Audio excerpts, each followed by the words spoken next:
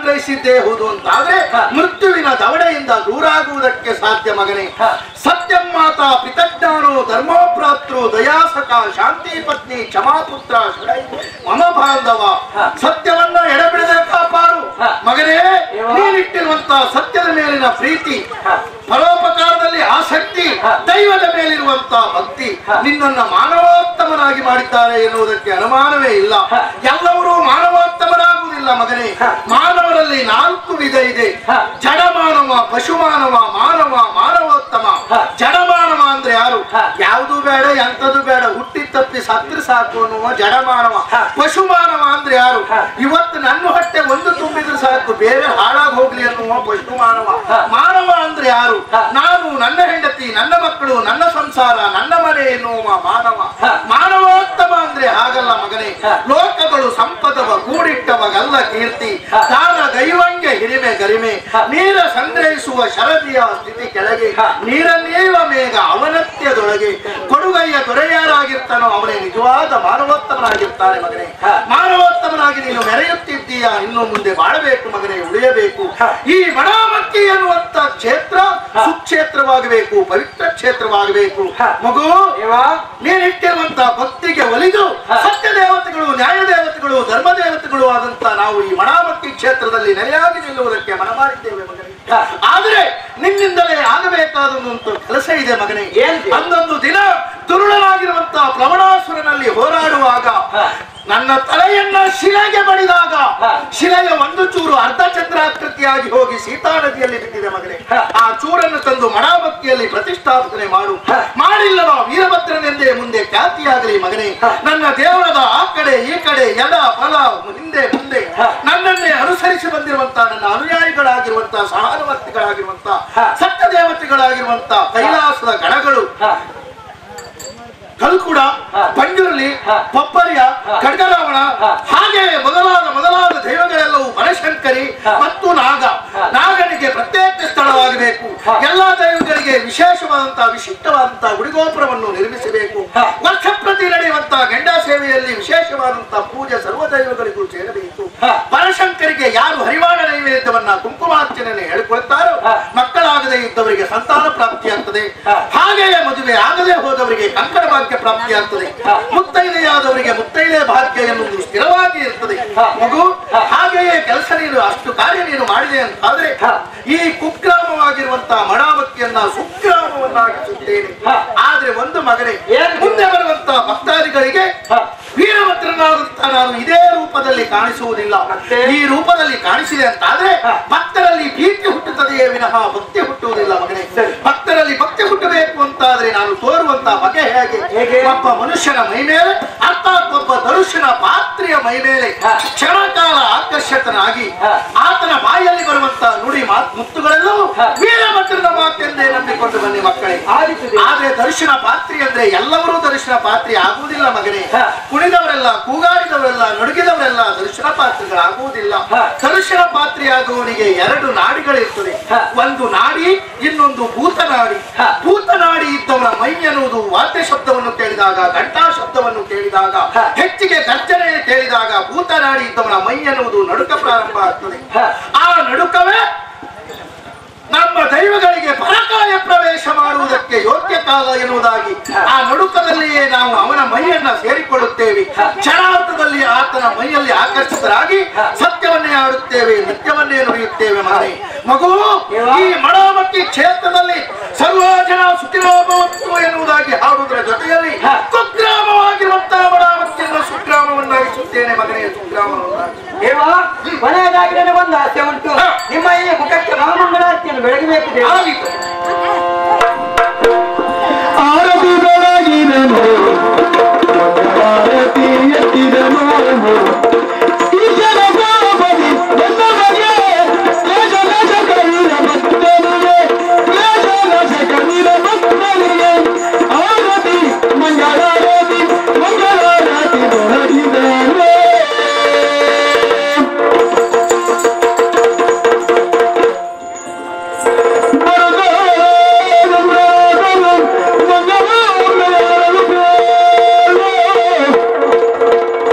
Oh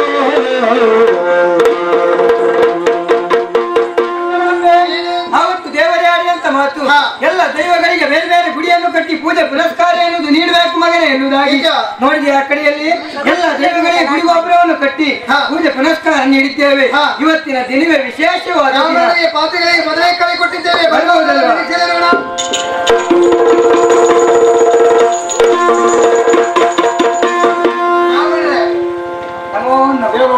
ಪಾತ್ರೆಗಳೇ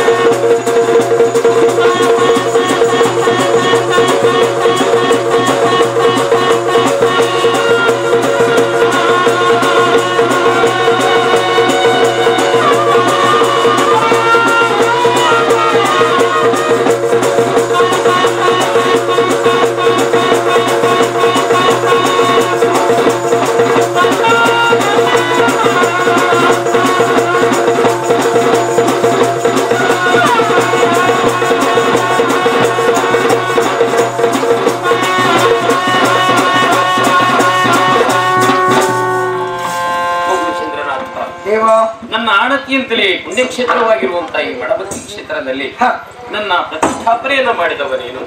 ಬರೇ ನನ್ನ ಪ್ರತಿಷ್ಠಾಪನೆ ಮಾತ್ರ ಅಲ್ಲ, ನನ್ನ ಪ್ರಮಥಾದಿಗಣಗಳಿಗೂ ಪ್ರತ್ಯೇಕವಾಗಿರುವಂತಹ ಮಂದಿರವನ್ನ ರಚನೆ ಮಾಡಿದೀಯ. ಇಂದಿನ ದಿನ ಎನ್ನುವುದೇ ಶುಭ ದಿನ. ಈ ಶುಭ ದಿನದಲ್ಲಿ ನನ್ನ ಜಾತ್ರಾ ಮಹೋತ್ಸವವನ್ನ ಏರ್ಪಡಿಸಿದವನೇನು. ಸಾನ್ನಿಧ್ಯಕ್ಕೆ ಹಲವಾರು ಸೇವೆಯನ್ನು ಕೊಟ್ಟಿರುವಂತಹ ಸೇವೆಯನ್ನ ಸಂತೋಷದಿಂದಾಗಿ ಸಾನ್ನಿಧ್ಯಕ್ಕೆ ಸೇರಿಸಿಕೊಂಡಿದ್ದೇನೆ. ಮುಂದೇನಾಗ್ಲಿ ದೇವ, ಈ ಮಡಾವಕ್ಕಿ ಕ್ಷೇತ್ರವನ್ನೇ ನಂಬಿದಂತ ಭಕ್ತಾದಿಗಳದೆಷ್ಟೋ ಮಂದಿ ಇದ್ದಾರೆ. ಆದ್ರೆ ಕೆಲವು ಹೆಣ್ಣು ಮಕ್ಕಳಿಗೆಲ್ಲ ಮನಸ್ಸಿನಲ್ಲಿ ನೋವುಂಟು ದೇವ.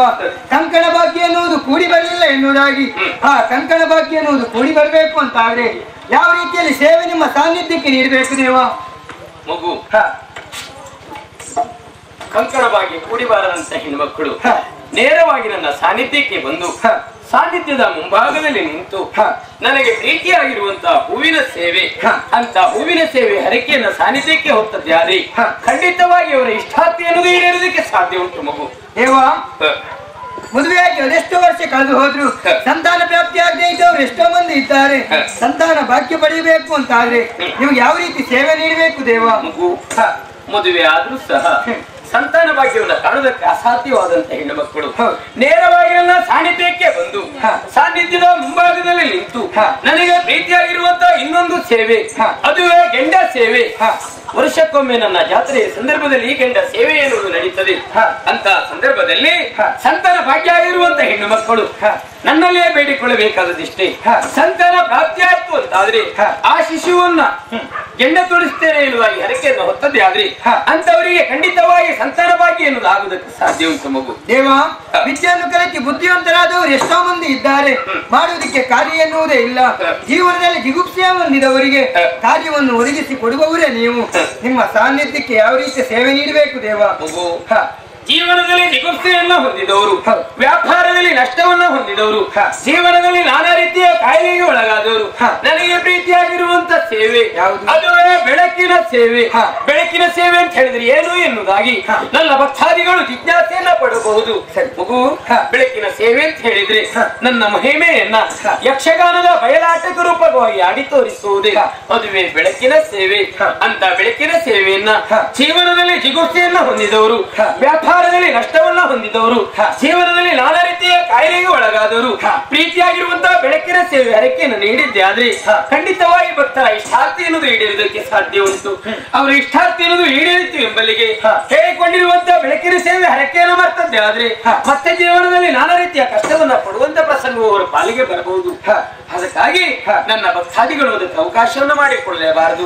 ಹೇಳಿರುವಂತಹ ಬೆಳಕಿನ ಸೇವೆ ಹರಕೆಯನ್ನ ಸಾನ್ನಿಧ್ಯಕ್ಕೆ ಸಲ್ಲಿಸಲೇಬೇಕಾದವರ ಕರ್ತವ್ಯವಾಗ್ತದೆ. ಮಗು ಮಗು ಇಲ್ಲಿಂದ ಇನ್ನೊಂದು ಕಾರ್ಯ ಎನ್ನುವುದಾಗಬೇಕು. ಈ ಪುಣ್ಯಕ್ಷೇತ್ರವಾಗಿರುವಂತಹ ಮಡಮಕ್ಕಿ ಕ್ಷೇತ್ರದಿಂದ ಯಕ್ಷಗಾನದ ಬಯಲಾಟದ ಮೇಳವನ್ನೆಲ್ಲ ತಿರುಗಾಟಕ್ಕಾಗಿ ಹೊರಡಿಸು ಬೇಕಾಗಿರುವಂತಹ ಹರಕೆ ಸೇವೆಯನ್ನ ಸಾನ್ನಿಧ್ಯ ಎನ್ನುವುದು ಪಡೆದುಕೊಳ್ತದೆ. ಭೀತಿ ಪಡುವಂತಹ ಅಗತ್ಯ ಆದಿತ್ಯ ದೇವ ಸೇವೆ ಕೊಟ್ಟವರನ್ನ ಕರೆಸಿ ಸೇವೆ ಕೊಟ್ಟು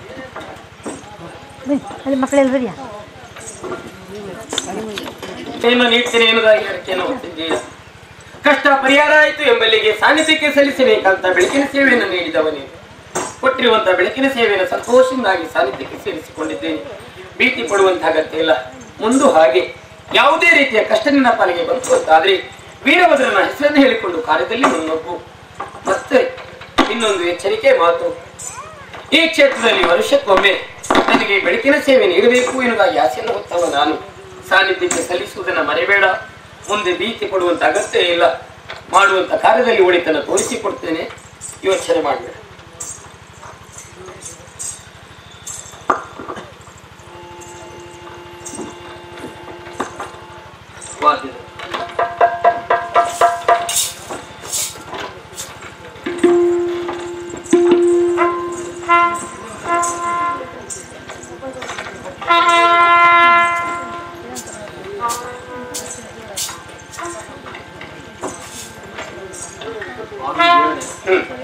ಈಗ ಒಂದು 7 ವರ್ಷ ಆಯಿತು. 8ನೇ ವರ್ಷ ಕಾಲ ಇಟ್ಟಿದ್ದೇನೆ.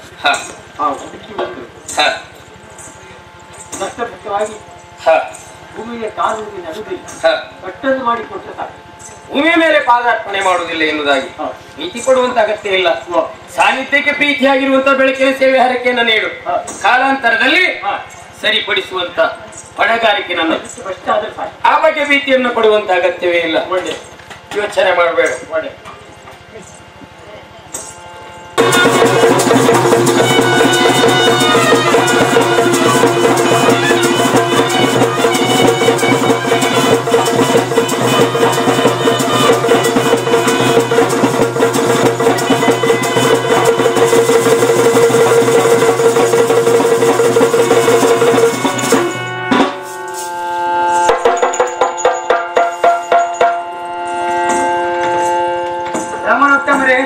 ನಿಮಗೆ ಕೊಡಬೇಕಾದ ದಕ್ಷಿಣೆ ಆ ಕಡೆ. ಮಂಗಳಾಂಬೆ, ಎಲ್ಲ ಕಾರ್ಯ ಎನ್ನುವುದು ಸಂತೋಷದಿಂದ ಆಯಿತು. ದೇವರೇ ಕೊನೆಯಲ್ಲಿ ಆಡಿರುವಂತ ಮಾತಲ್ವಿ ನಮ್ಮಿಬ್ಬರ ಕಲ್ಯಾಣ ಆಗಬೇಕೆನ್ನುವುದಾಗಿ ಅಲ್ವಾ? ಪುಣ್ಯ ಗಣ್ಯ ಕ್ಷೇತ್ರ ಎನಿಸಿಕೊಂಡಂತ ಮಡಾಮಕ್ಕಿ ಕ್ಷೇತ್ರ, ಮಡಾಮಕ್ಕಿ ಕ್ಷೇತ್ರದಲ್ಲಿ ನೆಲೆಸಿರುವಂತ ವೀರಭದ್ರ ಸ್ವಾಮಿಯನ್ನು ನಂಬಿದಂತ ಸಕಲ ಭಕ್ತಾದಿಗಳ ಇಷ್ಟಾರ್ಥವನ್ನು ಈಡೇರಿಸ್ತಾನೆ ಎಂಬುದಕ್ಕೆ ಸಾಕ್ಷಿ ನಾವೇ ಆಗಿದ್ದೇವೆ.